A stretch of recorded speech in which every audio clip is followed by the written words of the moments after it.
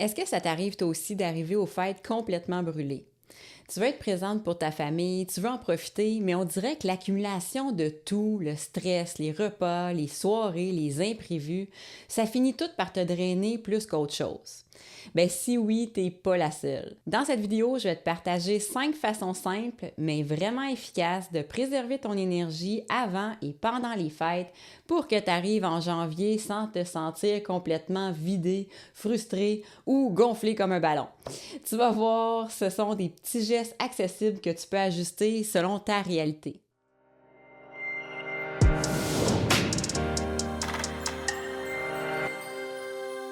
Moi, c'est Élise, je suis naturopathe spécialisée dans la perte de poids saine et le regain d'énergie chez les femmes de 40 ans et plus. Je t'aide à retrouver ta vitalité sans te compliquer la vie, ni te priver grâce à des habitudes douces et durables, adaptées à ta réalité plutôt que le contraire.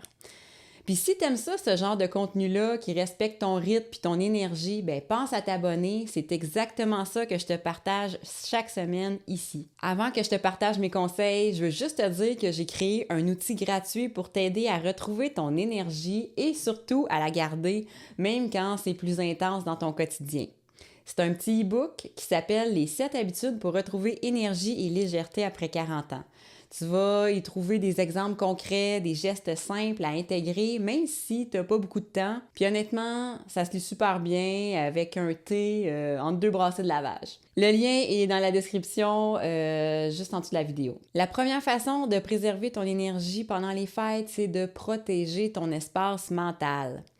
Avant même de penser au souper ou au party, prends 5 minutes pour toi chaque matin. T'as pas besoin d'aller méditer sur une montagne, juste de te demander qu'est-ce qui est important pour moi aujourd'hui. Est-ce que je me respecte dans mon énergie ou au contraire si je m'éparpille puis si je force trop de choses?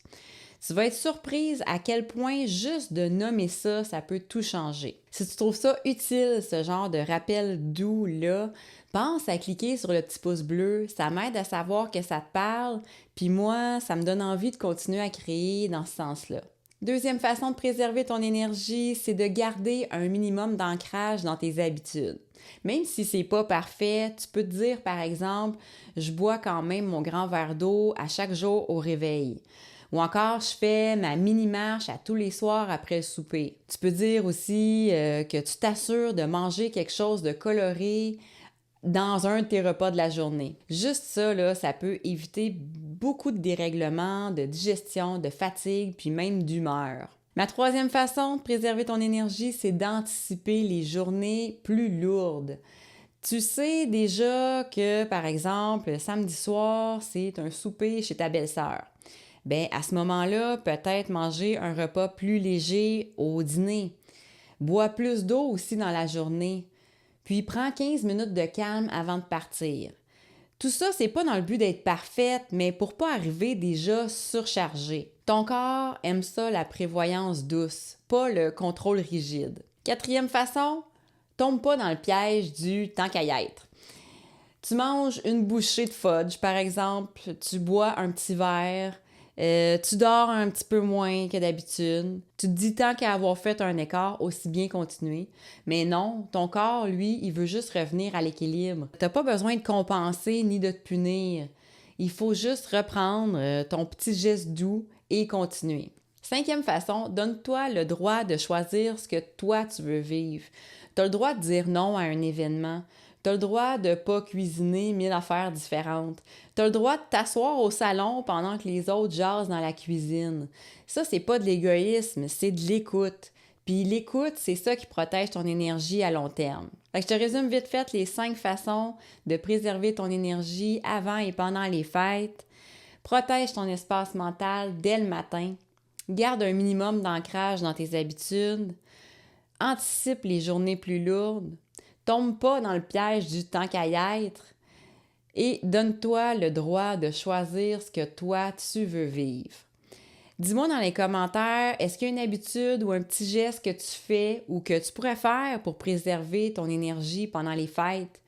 Écris-moi ça dans les commentaires, je te lis toujours, puis en plus, ben, ça me donne plein d'idées, ça donne plein d'idées aux autres femmes qui écoutent aussi. Fait qu'en terminant, t'as pas besoin de choisir entre profiter des fêtes et te sentir bien dans ton corps. Tu peux vivre cette période-là avec plaisir et respecte ton énergie. Puis si tu penses qu'il y a un ami qui pourrait avoir besoin d'entendre ça, ben partage-lui cette vidéo-là.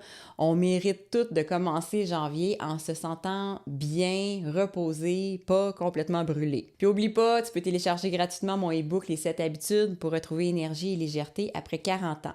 C'est une belle base si tu veux retrouver ton énergie avant les fêtes ou même si tu regardes cette vidéo-là un petit peu plus tard, ça va être tout aussi pertinent. Le lien est juste en dessous dans la description. Fait que sur ça, je te souhaite une magnifique journée, un joyeux Noël, un super beau temps des fêtes, puis on se retrouve la semaine prochaine pour une autre vidéo. Bye!